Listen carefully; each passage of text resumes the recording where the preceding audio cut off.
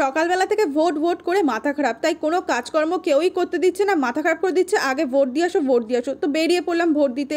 রাস্তাঘাটে প্রচুর লোকজন ছিল, আর সামনেটায় তো এখানে ভিড়, এত লোকজন, কারণ আজকে তো ভোট, তার লোক তো হওয়া স্বাভাবিক।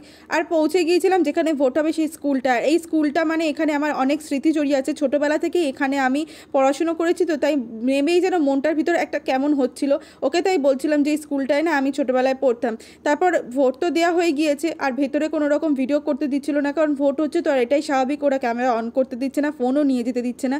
ভোট দিয়ে আমরা টার্জেনের সঙ্গে বাড়ি চলে আসছিলাম, আর রাস্তায় প্রচুর গরম লেগেছিলো, চানটাও করা হয়নি, আর চান না করলে আমার শরীরে কীরকম অস্বস্তি লাগে। বাড়ি এসে তাই দেখাচ্ছিলাম যে আমি ভোট দিয়ে দিয়েছি, ফাইনাল ভোট দেওয়া হয়ে গেছে। ভোট দিতে না খুব ভালো লাগে, বিশেষ করে ওই সুইচগুলো টিপতে। আর আমাদের এখানে না সেরকম ঝামেলা অশান্তি হচ্ছিল না, খুব শান্তভাবেই ভোটটা হয়েছে। বাড়িতে এসে তো আমার বাড়ি তো মাথা পুরো আগুন, কি না খিদে পেয়েছে, প্রচণ্ড জোরে সকলেরই খিদে পেয়ে গিয়েছিলো। ওই যে সকালবেলা বললাম কিছু করে যাওয়া হয়নি ভোটের জন্য, আর এত গরম লাগছিল, আমি আটা মাখা দায় হয়ে গিয়েছিল।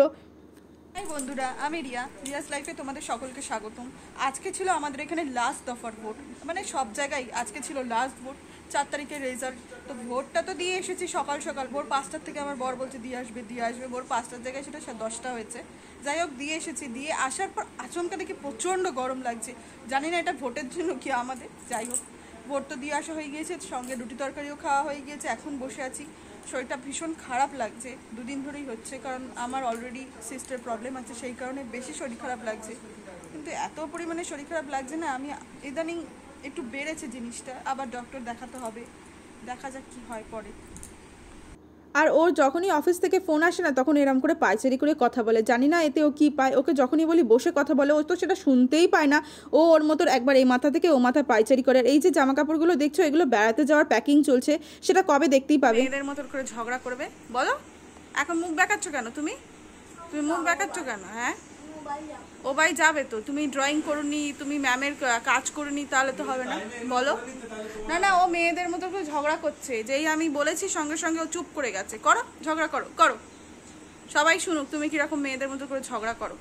করো করো করো, তুমি খুব বদমাইশি হয়েছো। বলো বলো, তুমি ড্রয়িং করবে না তো? বাহ, করবে না তো? কালকে স্যার কি বলবে? স্যারকে তো আমি ঠিক বলে দিয়েছি। তুমি বলো কি করবে, বলো বলো কি করবে তুমি? বিস্কুটগুলো তুমি খেয়ে নিচ্ছ? তোমার ঠিক আছে। ওই পাকা বুড়োটাকে কোনোরকমভাবে বুঝিয়ে বাজিয়ে ড্রয়িং করতে তো বসিয়েছি, আর এদিকে পেটের যন্ত্রণাও কমেছে, ভোটের ধকলও গেল, সমস্ত কিছু কমে ওষুধ টষুধ খেয়ে যাচ্ছিলাম ও বাড়ি পুকুর সোনার সঙ্গে একটু দেখা করতে। তো আজকের মতো ভিডিওটা এই পর্যন্ত, দেখা হচ্ছে নেক্সট ব্লগে, টাটা।